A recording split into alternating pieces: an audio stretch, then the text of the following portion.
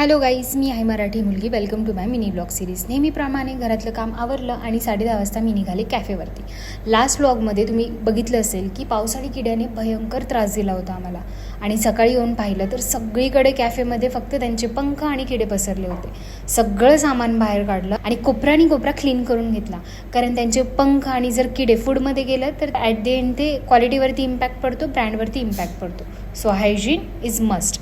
आणि हे सगळं सुरू असतानाच एक कस्टमर आले ज्यांचं वर्क फ्रॉम होम होतं आणि त्यांना पीसफुल ॲम्बियन्स एन्जॉय करायचा होता. म्हणून ते मस्त 3-4 तासांसाठी कॅफेमध्ये बसायला आले होते. ऑर्डर होती सँडविचची. अरे बापरे, हे काय झालं? एनिवेज चालत राहत आहे. आणि सुरू झाला पाऊस जो सुरू झाला थांबायचं नावच नाही घेतलं त्याने. मग जो राडा होता तो आपल्यालाच आवरावा लागेल. ॲट देन आपलं कॅफे. आणि हे सगळं करता करता पाऊस थांबला तर नक्कीच नाही, पण पॅकअपचा टाईम झाला. एक दिवस असाही विदाऊट कस्टमर्स. एनिवेज हे सगळं चालतच राहील, पण तुम्ही विजिट करायला विसरू नका दी स्पायसी स्टोरीज मोहम्मदवाडी पुणे.